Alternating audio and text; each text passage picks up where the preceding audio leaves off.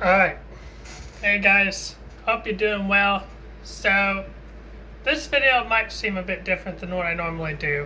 Um, I want to sort of talk to you about stepping outside of the realm of traditional psychology and getting a little more spiritual. Of course, I'm going to have psychological aspects to this, but I really want to focus heavily on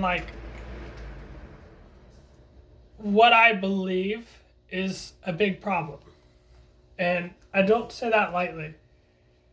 I believe that for many people, there are two fundamental issues with anxiety, depression, or any type of suffering, which is the overabundance of importance. Every decision you make, every decision you don't make, every thought, every feeling, every sensation. I see so much suffering.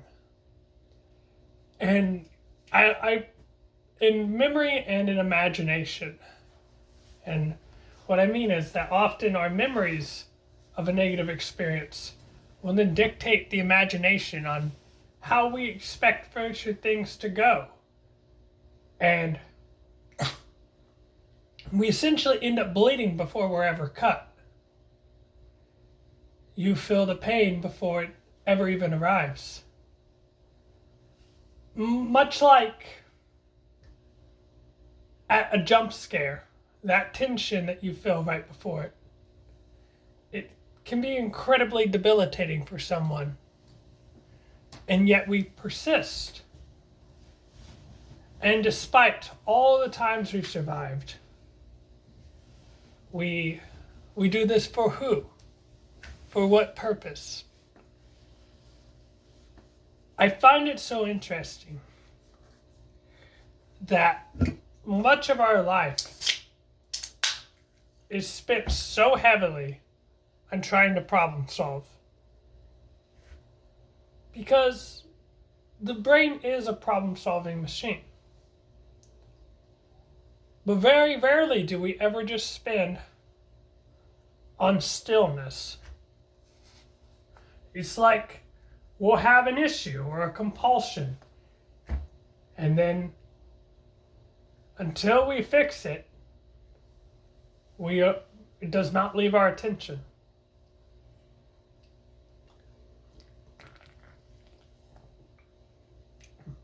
The truth is, some things persist forever.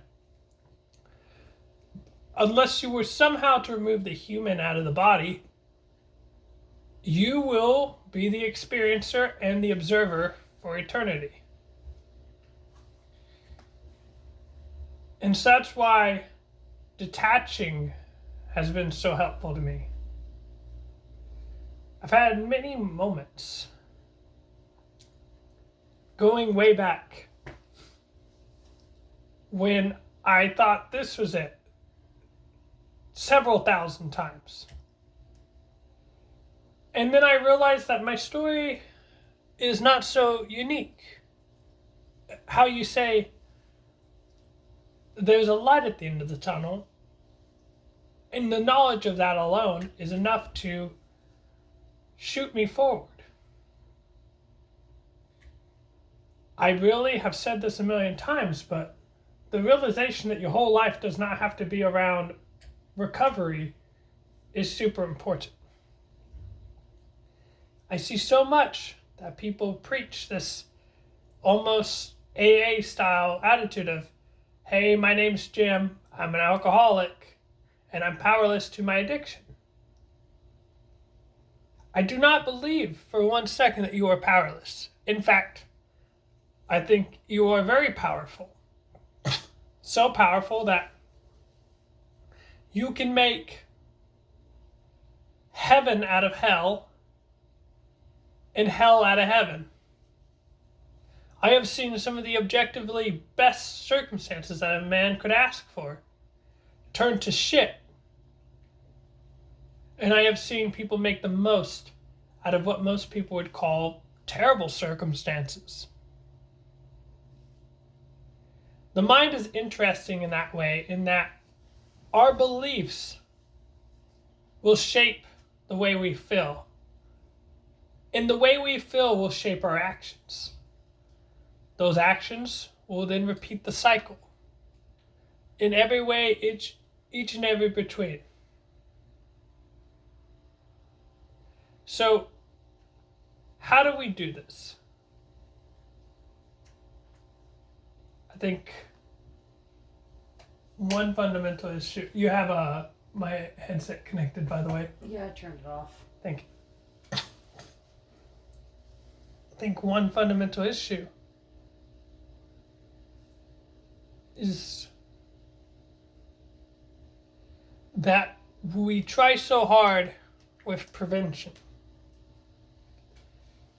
And this works a lot for the medical model. Prevent heart attack, prevent diabetes, prevent stroke. Prevent.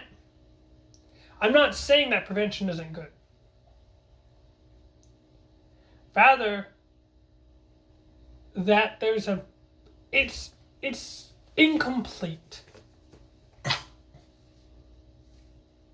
In the sense that at some point you will have something go bad. Something, the gears will stop working, your body will decay, your mental faculties will fade. These are inevitabilities of life. And accepting them however they may come will help you to live more meaningful. Because the only thing that's truly certain is this present moment. So, take some time to really step outside of yourself, to gaze amongst the stars and look at nature. One of the most helpful things I ever did for myself was ask, how would a normal person respond to the situations that they're handling? And it sounds so obvious, and I'm not saying this works for everybody, but for me it really was life-changing. It was like, well, I think I'd work on the YouTube channel more. And I think that if a compulsion comes up, like if a problem arises, I will handle it when it arises. But I will not try to solve it obsessively. I will not spend hours of my day researching and thinking about it. We often suffer more in imagination than in reality. Is that very tool? So I imagine my mind and my thoughts are like horses that are in a, how you say, chandelier, is it? Carriage? Forgive me if I don't remember correctly, but my thoughts are nothing more than information that the body is providing me. Same with feelings, sensations, everything. How I interpret that will play a large factor into the meaning that it is then assigned. If I feel a racing heart, that is nothing more than a racing heart until I have assigned meaning to it. And now that potential small anxiety turns to panic attack, then turns to I'm having a cardiac episode. So be aware of this and gently guide yourself back to the present moment. You don't have to spend your whole life problem solving. Stillness, oneness. Thanks for watching.